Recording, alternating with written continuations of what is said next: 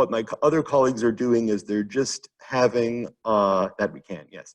We're just having students train their camera, their cell phone camera, so that, or their laptop camera, so that we can see them and the person and his or her workspace. You know, just do the best you can doing that. And of course, all this is getting recorded on Zoom so that it's all official. Let's see, what else? And, oh, one other thing, and I still have at least 1 or 2 more emails concerning the exam. Sorry I put up the wrong document.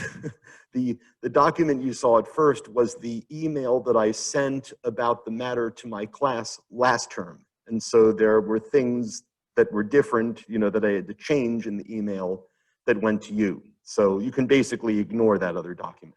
But I think I've got the right one up there now. Ooh, I forgot to check on Howdy to see if anyone has already turned it in. It makes me very happy if that's the case. Good, so, but I think we've got the correct one up there now. Sorry about the confusion. What else? I was sure there was something else. Oh, I just updated your reef grades from last, to include from last week on eCampus. Again, whatever you see on eCampus supersedes whatever it says on the reef website. Now, if you see a mistake in those grades, please let me know. Common mistakes are, the most common mistake is an impossible grade, like 1 or 2. That means that somehow you didn't get your 8 attendance points. So if that's the case, please let me know. Do you have to printer to take the exam remotely? No, you do not. You can write it out. And of course, you don't have to copy down every single question. We're just interested in your answers for page 1 on one page, your answers for page 2 on another page. So we've got that all kind of worked out. Like I said, well, I hope to have more information for you by Wednesday at the latest in terms of exactly what we're going to be doing in administering the exam. I'll try to remember every last little detail, and also in terms of the proctoring, which is new. One thing I do have to say in order to set up expectations is please expect that there will be problems because everything's different this term, even from the previous term. So please expect that there will be problems, especially those of you taking it online. Do not panic. I will make sure that everyone who plans to take the exam gets to take the exam, one way or another. So please don't panic at any time. We'll try to take care of everything. I just hope it isn't the same type of disaster that happened, I don't think it will be, that happened with the lab finals last term. Perhaps some of you experienced that nightmare. It was bad. I don't think it'll be quite that bad. Good, so what else do I need to say going into today? Yeah, I think that's about it.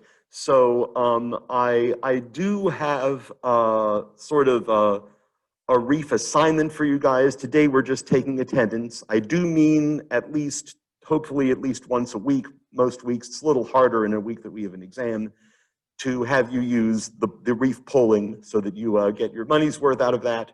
But today I have a little exercise that I think will lead in well to what we're going to be talking about today. Today we need to finish up on chapter 4 and tackle the idea of substituted cyclohexanes, of polysubstituted, multiply substituted cyclohexanes, and then maybe a few words on polycyclic compounds that are related to cyclohexane that you might run into.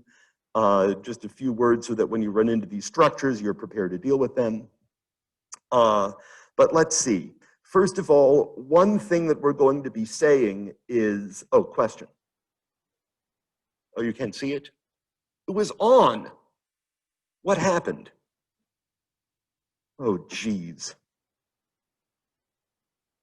Well, I mean, I can call them, but you all saw it. Did it just go off?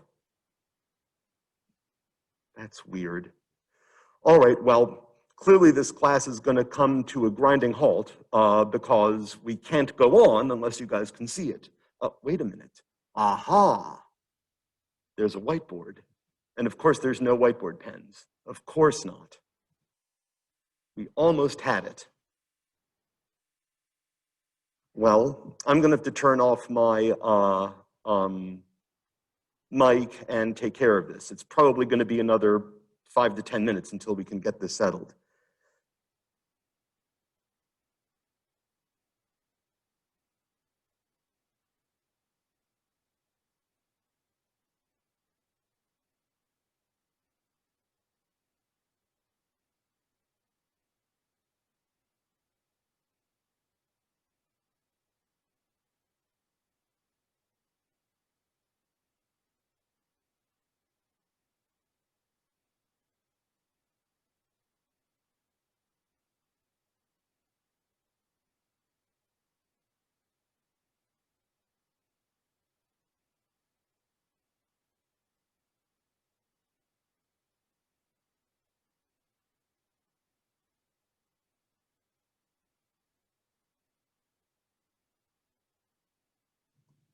All right. Well, again, if you're listed as in person and howdy, but need to take the exam remotely, just let me know. Basically, and like I said, I'm going to try to get the howdy information up on eCampus to be sure that everyone can see it. But if your status matches what you're planning to do in terms of the exam, you don't have to do anything. But if it differs from what you see on howdy/eCampus, it will be on eCampus probably later today, then please let me know. It's not a problem as long as I know in advance.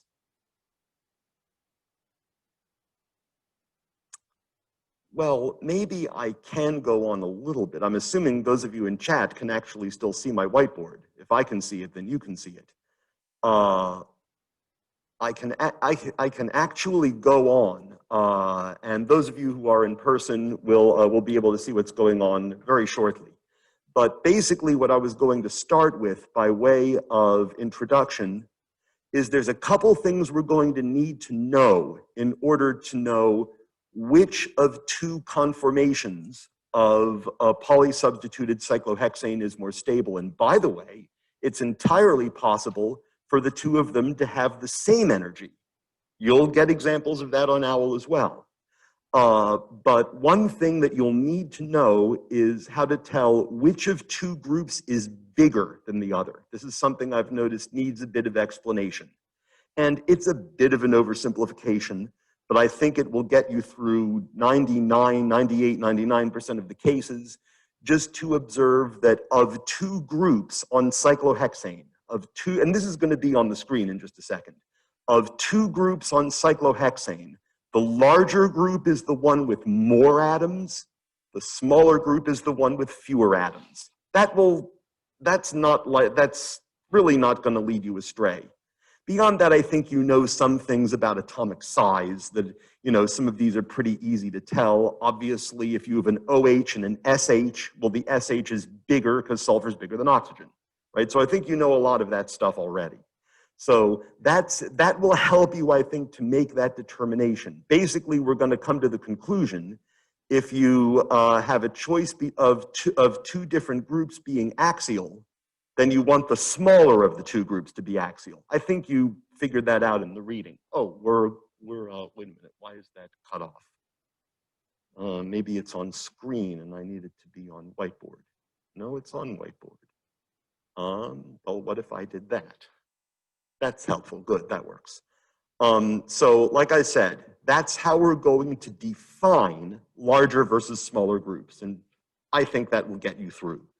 Good, and the other thing I wanted to say before we get into it is thanks by the way, there's a few different sort of comparators or comparisons that we've made in looking at substituted cyclohexanes, especially now that we're getting into cyclohexane with two or more groups attached. We've talked about the distinction between cis and trans. That's a thing for us now. And that's a thing that I'll expect you guys to understand. Two groups are cis if they're on the same side of the ring, or trans if they're on opposite sides of the ring. And of course, that refers to groups in two different positions. There is no cis or trans if the two groups are on the same carbon, like one methyl, one ethyl cyclohexane, or one ethyl, one methyl cyclohexane, let's say. We don't call those trans, they're on the same carbon. But that's a thing for us, and that's something I'll expect you to be able to tell if two groups are cis or trans. If you're drawing just an ordinary flat structure that is not the chair conformation, but just the ordinary wedge and dot type structure. Of course, the two groups are cis if they're either both wedges or both dotted bonds. Both wedges or both dotted bonds. That's the definition of cis. Definition of trans is one's wedge and one's dotted. And there will never be any exceptions. Those will always be true. So that's one thing. We also discussed the difference between groups being up and down.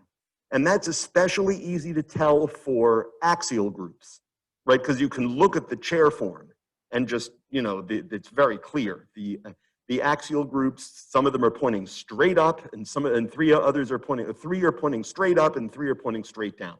And that's very clear. Of course, it's especially clear on the wedge and dot structure, right? Wedge bond is up and dotted bond is down. So that's also clear. The trickier part is, but you'll need to work on being able to do this, and you know, heaven knows you're not born knowing it, so it takes practice.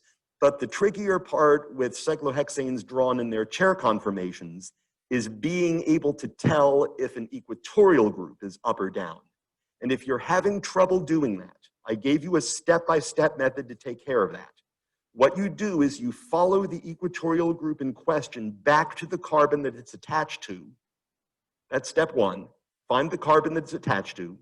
Step two, find the axial group on that same carbon. Maybe it's a hydrogen, whatever it might happen to be. And you'll be able to tell if the axial group is up or down. That's very clear. So whatever the axial group is, the equatorial group is the other. If the axial is up, the equatorial group is down. If the axial is down, the equatorial group is up. Make sense? And it takes some practice.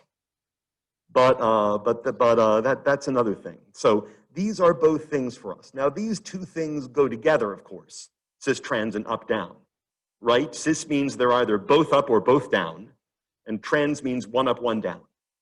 So far, so good. The thing that's tricky is this bit over here, axial and equatorial. And not because it's hard to tell if something's axial or equatorial, but my experience is that students try to memorize some kind of interaction between those things. And I'm here to tell you, you're wasting your time. There is no necessary correspondence, let's say, between cis, trans, and axial equatorial, or up, down, and axial equatorial. That's something you're just going to have to accept. And it's not that I'm holding out on you. There's a secret trick. There is no secret trick. There is no shortcut. And trust me, I've already said this to a few of you. Trust me, I love shortcuts because I am lazier than any of you. I promise you. I mean that sincerely. I have 30 years more experience in being lazy than any of you. Trust me. Trust me, I'm being dead serious when I say that. And sometimes there are shortcuts that are valid. There is none here.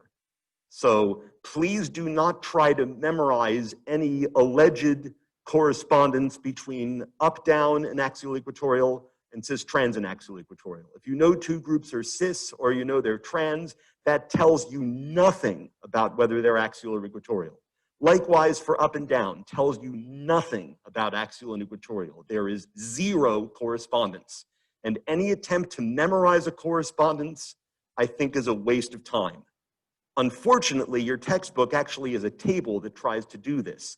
And I hope to convince you guys that it's not even worth memorizing. I think you can use your time better any number of other ways. Good. So with that, I think we're ready to look at our clicker thing, even though, like I said, I'm just taking attendance. So everyone, please make sure your attendance is registered on eCampus. How do I do this again? On eCampus, on Reef. So,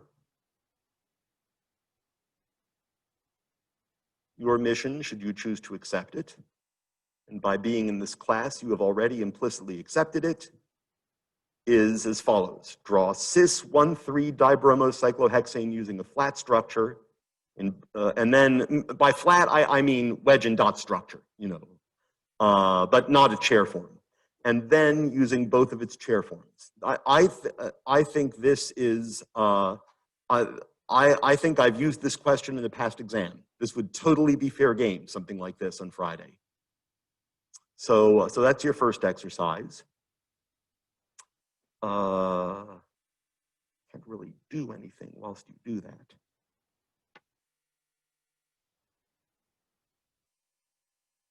But yes, please continue to register your attendance here.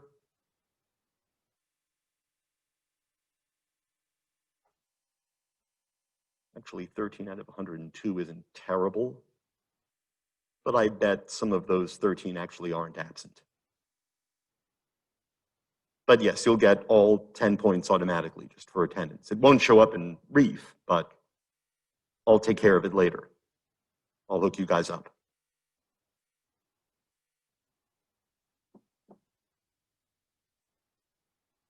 Maybe I'll just talk through this a little bit as you guys get started on this. The question I always get at the beginning, it's a very understandable question, is how do I know where to put my first bromine? That's the first question I get. How do I know where to put it? Answer, wherever you want. There is no one correct answer. Please do not be the slightest bit scared that you will lose points for putting that first bromine in the wrong place. There is no wrong place. Any of the 12 positions is fine. Make sense? Now, as soon as you have made that first decision, that narrows down where the second one can go. You're told that it's 1,3-dibromo cyclohexane. That means the second bromine, first of all, has to go on carbon 3 relative to where the first one is. And there's more than one correct way to show that, but it needs to go in carbon 3 as opposed to carbon 2 or carbon 4. So that gets narrowed down. You're further narrowed down by being told that they are cis, which is easy enough to show. On the wedge and dot drawing, but on your chair forms, that limits it actually, I think, to 2 choices, depending on which of the mirror images you want to work with.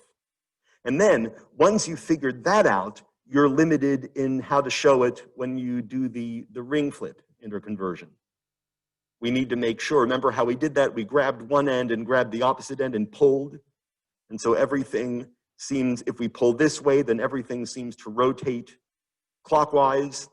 And of course, all axial positions become equatorial, all equatorial positions become axial. If we started with this one and pull it that way instead, now everything's well, I'm speaking from my perspective. From my perspective, this looks counterclockwise. To you, it looks clockwise.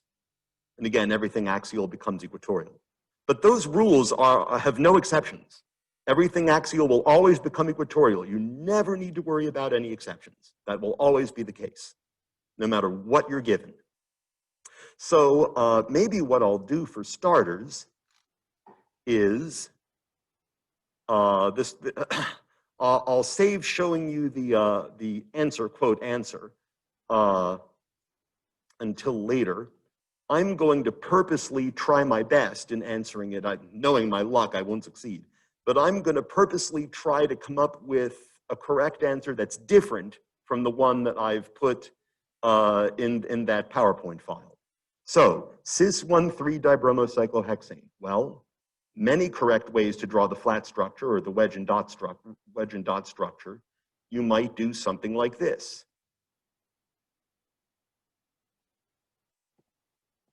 Perfectly fine, but there's dozens and dozens of other correct ways to do it. Do you see how these 2 bromines are relatively to each other in the 1 and 3 positions? So I would call that cis-1,3-dibromocyclohexane.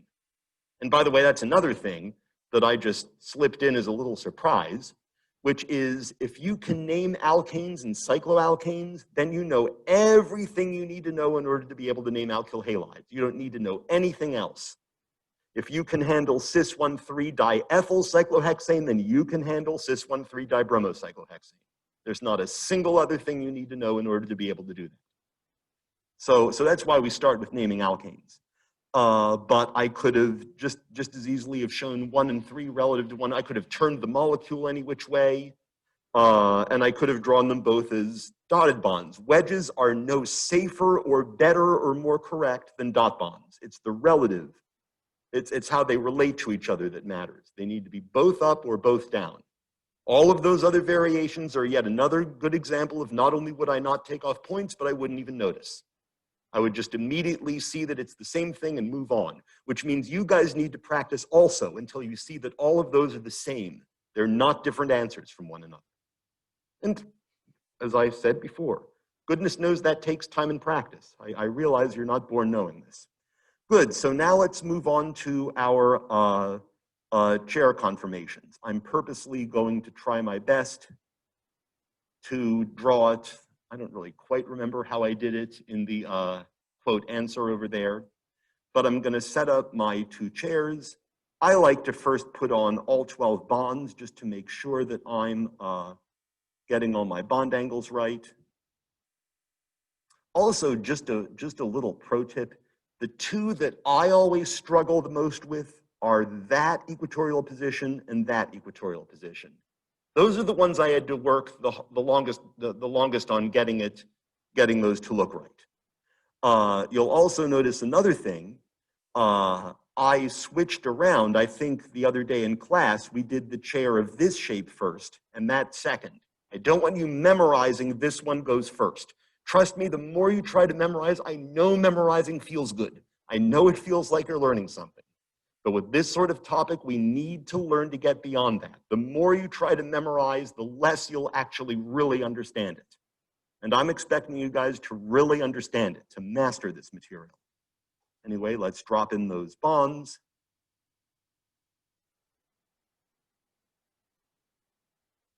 Well, that one, last one isn't too great. Let's try again. There we go. That's a little bit better. Good. So now, cis 1,3-dibromo. How do I know where to put the first bromine? Anywhere you like. Anywhere you like. There is no one correct place. I choose, just for fun, to put my first bromine. Let me get rid of these red dots. That was a little too much getting rid of. There we go. I choose to put my first bromine over here for no other reason than I feel like it. But you could put it anywhere you like. Now that I've made that decision, I'm limited as to where the other one can go. Actually, I just realized I made that go down, which is fine. These could just as easily have been pointing down, right? It's fine. Could just as easily have made those dotted bonds. So now it matches my bromine going down. So that's good. Now I've made that match. But the other one needs to go in carbon 3 relative to this carbon being carbon 1. And again, I know the urge is so strong to memorize, you put the first thing here. Don't do that. You're setting yourself up for not actually understanding it. But now that I've made that decision, that this carbon is where one of the bromines is, I think you'll agree that I'm limited now, that the other bromine has to go either on this carbon or on that carbon. Those are the two that are 1,3 relative to the other one. The way you know that is by counting this first one as carbon 1 and then counting around. 1, 2, 3. 1, 2, 3. You see how that works? We okay in chat? Everyone okay so far? So it is to go on one of those 3 carbons, given that I've made that decision. I also need to make it cis to the other bromine. So this bromine, I think you'll agree, is definitely down. That means the other bromine must also be down. So at this point, you'll just pick one of those 2. It doesn't matter which. I think I'll pick that one. And then I'll put in the rest of my hydrogens. You'll know whether you'll need to draw in the rest of the hydrogens or not by how the question's phrased. I think it's best practice to draw them. So that's one of them. And that's one of many, many correct ways to do it. Any questions so far? So far, so good.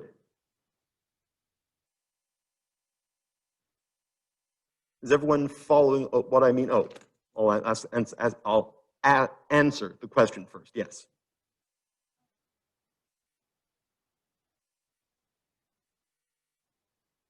The middle equatorial lines, does it matter which way they point? Yes, that does matter. They need to be like this for full credit. Those are the correct, I mean, within reason. Like, as I've said, I'm not going to get out a protractor on you. But the question is, yeah, those middle equatorial ones, those are the ones I always would struggle with. But yes, they do need to look like that, or something reasonably close to that. Good question. Good, so is everyone comfortable with this version of cis 1,3-dibromocyclohexane? Cis trans, yeah, here we go. Does cis and trans mean axial or equatorial? Again, remember this business up here. There is no relationship, there is no correspondence between cis trans. Oh, I'm sorry. It would help if I read your whole question.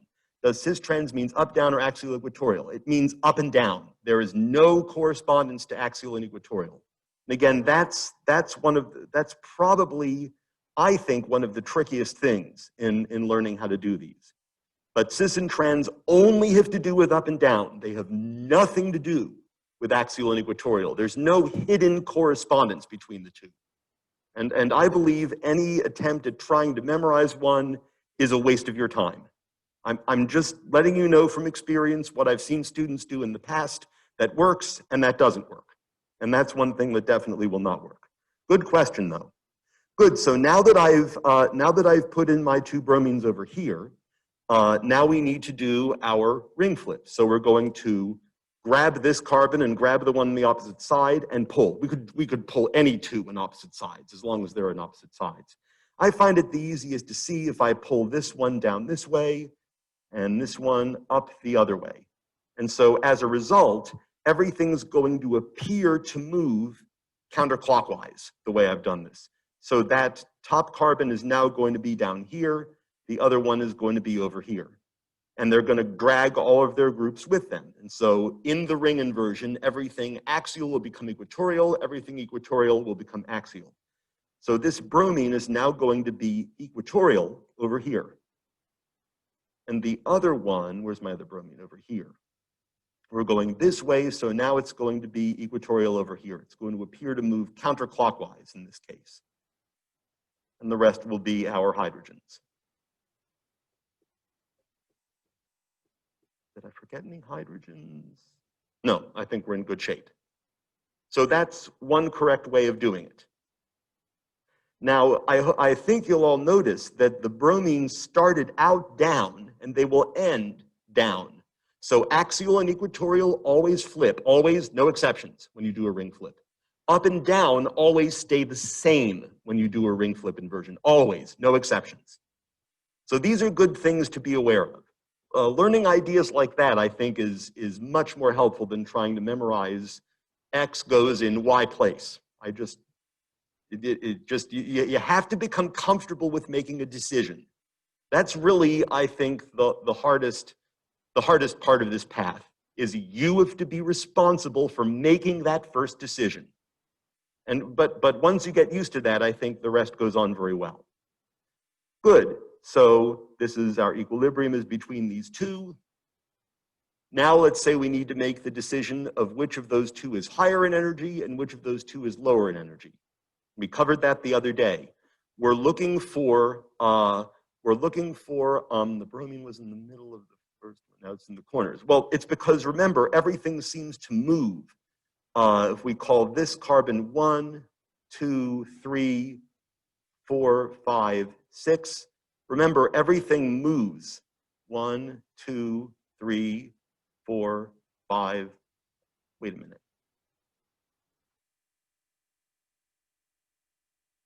But the numbers should say, oh, I see what I did wrong. One moment, I screwed up my numbers a little bit. I need this carbon to be 3, so 1, 2, 3, 4, 5, 6. There we go. And so carbon 6 goes down here, carbon 1's over here, 2, 3, 4, 5, 6. That will help you to see where the carbons move to. Right, yeah, when you do a ring inversion, everything seems to move either clockwise or counterclockwise, depending on which kind of ring inversion you're doing. So that's why. So the bromines didn't actually leave the molecule and jump on a different place, just the whole ring as part of the ring flip interconversion seems to move either clockwise or counterclockwise respectively. So the molecule is shifted left by 1 for each carbon basically. Yes, when you flip it this way. If we were flipping it in the other direction, then the opposite would be true. Everything would seem to move clockwise. Here, everything seems to move counterclockwise. Good, so yeah, now that I have the numbering right, I think we're in good shape. So we want to keep the numbering consistent. We want to make sure that everything axial becomes equatorial and everything equatorial becomes axial, and we want to confirm that up stays up and down stays down. So far, so good. Is this making sense at all? Is it possible to have trans 1 through? Sure, absolutely. For the test, if we draw, do we need a number? You need to do everything it says. You don't need to do anything it doesn't say. That's generally my answer to that. I'm not going to commit beforehand to exactly what the wording will be. And anyway, I've posted an old exam, so that will answer, and the answer key, so that will answer most such questions.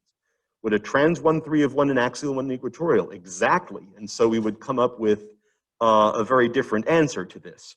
But let's first deal with the cis 1,3. And let's ask which of these is higher in energy and which of these is lower in energy. Well, I hope you'll agree with me that in this case, the 2 bromines are both axial, and now they're going to have non-bonded interactions with the axial hydrogen on the same side. Both of those bromines and the electrons in the bromine, in both the non-bonding pairs and also the electrons in the carbon-bromine bonds are going to be hitting into the electrons in the carbon-hydrogen bond. That's going to cause an unfavorable energy change. It will make the energy go up and the stability go down. The energy go up and the stability go down because like charges repel. So they want to avoid this electron repulsion. Good, so I'm going to conclude that this one is higher in energy or lower in stability. You can think of it either way. And this one's going to be lower in energy or more stable. And what else do I need to say? So the source of that strain, this axial strain that you have here, is, I would say, a type of steric strain. It's not exactly torsional strain. Torsional strain refers specifically to electron-electron repulsion in bonds that comes from an eclipsed interaction. And this hydrogen and those bromines aren't eclipsed, strictly speaking, because they're too far away to fall into the definition of eclipsed. How did you know they were axial? Because I chose it to be that way at first. But if I'd chosen some other way of doing it, and you see, that's a great question. That's the exact question everyone always asks, very understandably. How did I know that the bromines were axial here? I didn't know it, I decided it. But as soon as I put the one in, that limited the positions I could put the other one in. And the other one had to be axial because I started with, or rather the other one needed to be down because this one was down. Remember, cis and trans have nothing to do with axial. The fact that they then turned out to be axial is a coincidence, so to speak. However, I did start out being confident that whichever option I had in terms of axial and equatorial to begin with, I would get the other one after the ring flip. And the way I know that is because in every ring flip, axial and equatorial always interconvert, always. So that's how I knew that. No, these are exactly the right questions that you're asking. But the best advice I can give you for learning this material is to become comfortable with making that decision, understanding there's going to be many, many, many correct ways of showing it. Good, so let's see. Let's stop here and see if there are any questions at the moment. I'll show you what my answer looked like in the PowerPoint document, and then I want to get to this issue of what if they were trans. Question over here, yes. Why was what, sorry?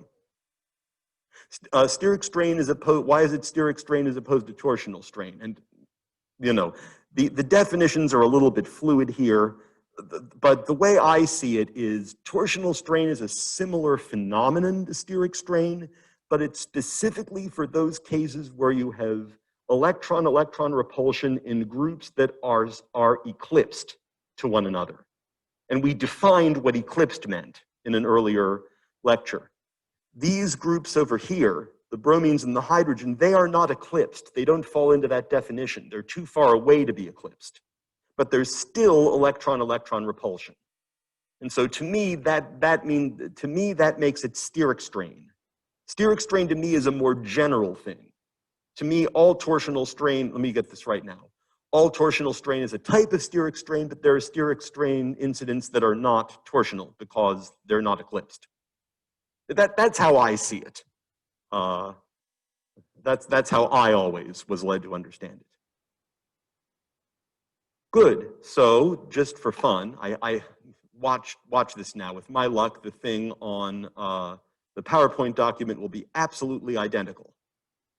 Just watch.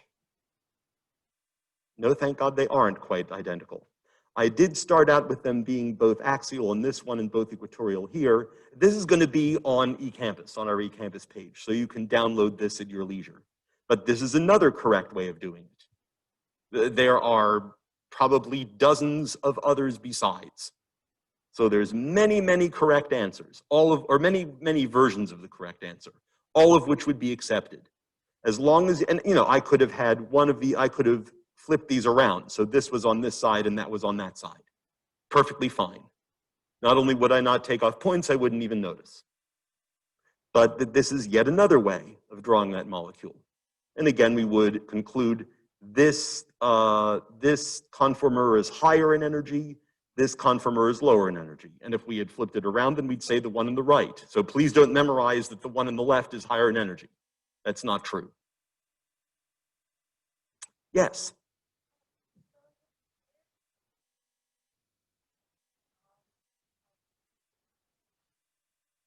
Right, the question is if it's higher in energy, if there's a non-hydrogen in the axial position. Yes, that's what leads to the energy increase. It's always relative to the hydrogens.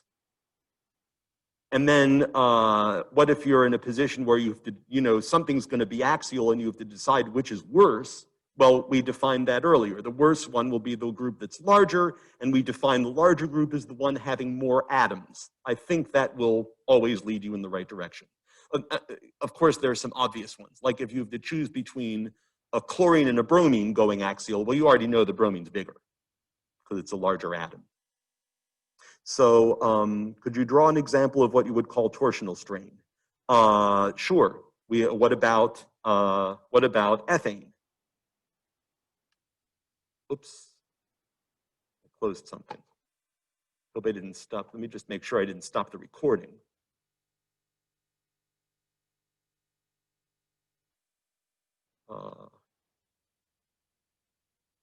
Yep, the little thing is going. Well, in ethane, if you have ethane in the eclipsed conformation, the strain that comes from any two hydrogens that are eclipsed causing, do we have to show the equatorial CH bonds parallel to the carbon bonds on the exam? I think so, and I think I've more or less done that, at least within reason. So basically, for everything you see here, everything shown needs to be shown. Anything not shown does not have to be shown. Other than that, the way you know what you have to put to get the credit is by how the question's phrased. You have to do everything it says. You don't have to do anything it doesn't say. Where was I? So, you know, in eclipsed ethane, it's those eclipsed interactions that would fall under the category of torsional strain. These groups here are not eclipsed. They don't fall into that definition. They're too far apart to be eclipsed. But there's still unfavorable electron-electron repulsion. And so that leads to an increase in energy, but I would rather call that steric strain. It's of a more general kind. Good. Let's see. And again, I regret I just don't have the chance to do an example of every possible thing you might come across. Owl will be of some help to you guys here. Also, it occurs to me, and this will happen sometimes, this just popped into my head, so I guess you will actually have your exam before the corresponding owl assignment is due. That will sometimes happen. I still would recommend you get as much done as you can, you know, just for studying, but that will sometimes happen. I'm not going to move up the owl to be before the exam. I want it always to be on Friday, but that will sometimes happen. The one with lower energy is the bromine axial as well. No, oh, I see, yeah. Here, the two bromines are equatorial. And the way you know that is if you look at the hydrogens on the carbons those bromines are attached to, I think you'll agree those hydrogens are most definitely axial. There's no question. So the bromines have to be equatorial. Let's see. But maybe for my last trick, let's deal with what if they're trans. Let's talk about 1,3 trans. Then we run into a kind of different situation. So trans 1,3 dibromocyclohexane. Again, you could draw it any old way you like. So my flat structure might look something like this, but there's any number of other ways. That's meant to be an electron pair, by the way. Sorry about that. So I'll draw my first chair. I get to pick which shape I want that chair to have. And again, actually, I kind of like drawing them out first and even putting in all 12 bonds. You don't have to do that, but I kind of like that. It's just like now, 90% of my work is done once I've done that. And yes, don't be intimidated that I do it so quickly. I have a bit of an advantage over you guys. I've been doing this for a while. So these are going to be the two that are in equilibrium with one another. Now, I even have to make the decision which of those two bromines am I going to put in first. Maybe I'll put this one in first, the one that's sticking up. So I can put it anywhere.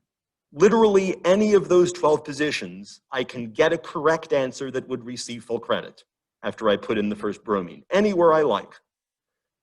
Just to show, well, okay, maybe not anywhere. If it's up, how about any of the 6 positions that are up? So we've got 3 axial positions that are up. We've also got 3 equatorial positions that are up. And any one of those would lead me to a correct answer that would receive full credit. How about I choose to put that first bromine over here? Just to show you what I mean. Well, now that I've made that decision, also I think you'll agree with me, this bromine is up. Wedge bond is up, this bromine is up. If you're struggling to see that bromine is up, I think we'll all agree the hydrogen in the same carbon is definitely down. Everyone with me on that? So the bromine has to be up. Now that I've made that decision, I'm limited with where I can put the other bromine. It has to be on a carbon that's in a 1,3 position relatively. I have to put it on this carbon or on that carbon. I can get a right answer either way, but I have to put it on one of those two. I think it would be better. I don't know that it would be better, but today I feel like putting it on this one.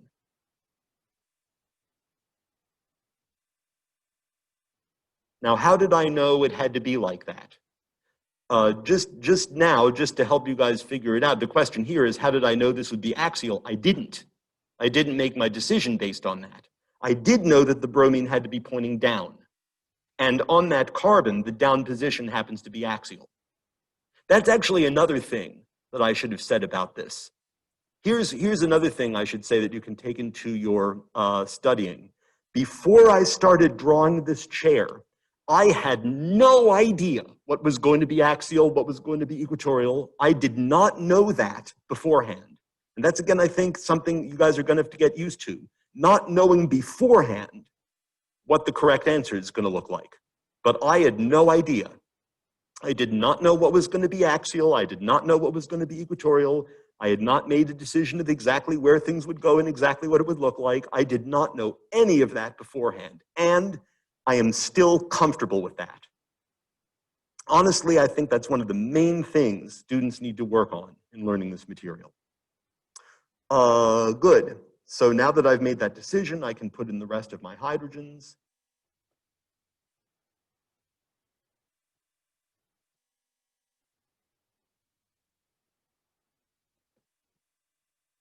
Good. Well, now we're ready to do our ring flip. I'm going to, maybe we'll even number these things. 1, 2, 3. I'm just doing this so that you guys can see a little better, that you have a visual aid to see where everything's going. But the way I have it drawn now, I'm going to take this carbon and pull that carbon up this way and pull this one down that way. So now carbon 1 is going to appear to move over here. 4, 5, 6. And so the bromine is going to still be on this carbon I've marked 1. It used to be equatorial, now it's going to be axial. And again, remember, axial and equatorial always interconvert, always, always, always. There are no exceptions. Carbon 2 is just a CH2. Carbon 3, my bromine is going to be pointing down, and since it was axial, now it's going to be equatorial. That equatorial position is still down, and if you're having trouble seeing that, then look at the hydrogen that's on that same carbon. I think you'll agree that hydrogen is definitely up, so the bromine has to be down. And again, the rest are just CH2s. Did I get all of my hydrogens? Yeah, I think we're good. So something like, that's one of scads of equally good correct ways to draw that. But the main thing to notice, and again, I've really gotten in touch with this in this particular subject over the past few years. The thing that I think causes students a lot of concern is that you don't know ahead of time what you're going to put where. You need to be comfortable with that. You need to become comfortable with that in order to succeed at this material. And understand that you choose. You choose where to put that first group. That limits where you can put any other groups. But you choose that. And then make sure that you set up that second group accordingly, and you're fine. And then just understand the principles of what happens when you do the ring flip, how it seems that the carbons tend to move. It seems they move clockwise with one kind of ring flip and counterclockwise with the other. And then being aware, axial and equatorial always interconvert, and up and down always stay the same after the ring flip. Yes? That's the one thing we still have to do with this. Let's talk about that. So how do you know which of these two is higher or lower energy? Well, let's see. On this first structure, I think you'll agree we have one bromine axial and one equatorial.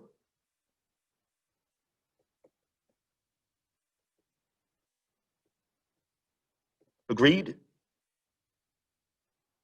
What about with this one? Well, here it looks like we have one bromine axial and one bromine equatorial.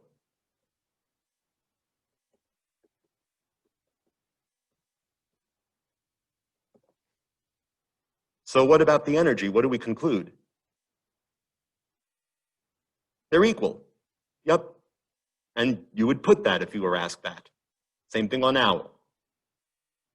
So they're of equal energy here. I wish I had time to do an example where there's maybe more than two groups, or perhaps even two groups where one's axial and one's equatorial, but they're different in size. I just don't have time to do every single little possible permutation that you might get. You'll get to practice that on Owl, though. I think, though, that I've given you all the information you need to make decisions in that area. Good. I want to spend my last 2 minutes just drawing you a couple other things that are related to cyclohexane. Any questions before we do that?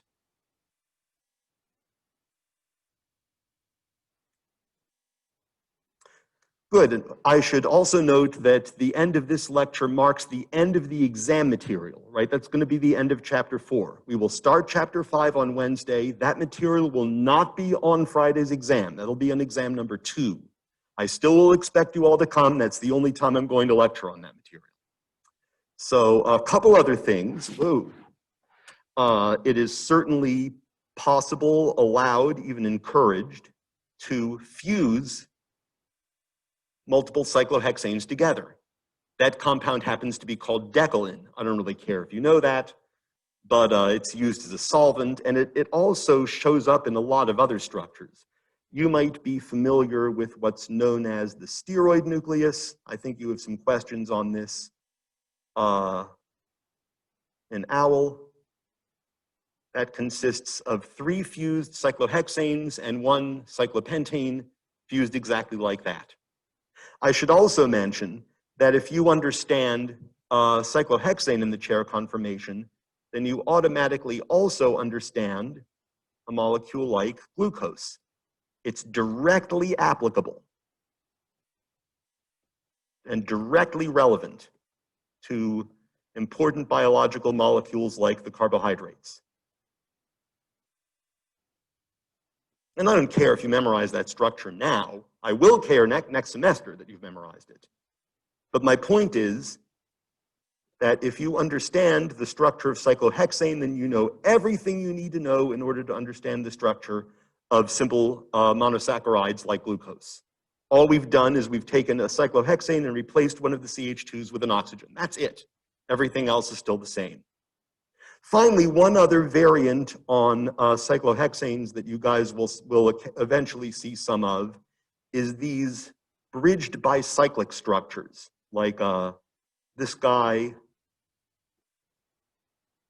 and this guy, things like that. These are kind of interesting because it includes essentially a boat cyclohexane. It is no choice. The molecule's entirely rigid, so it has to adopt that shape. But we'll eventually be seeing ring systems that look kind of like this. They're actually not all that hard to name, though I don't think that's the hill I want to die on, is whether you guys can name those things. But certainly I want you to have seen structures like this, so that we don't freak out when we do the Diels-Alder reaction at some point and make molecules that look like that. Other than that, I'm actually out of time. In fact, I'm a minute over. So have a great day. We'll see you all on Wednesday.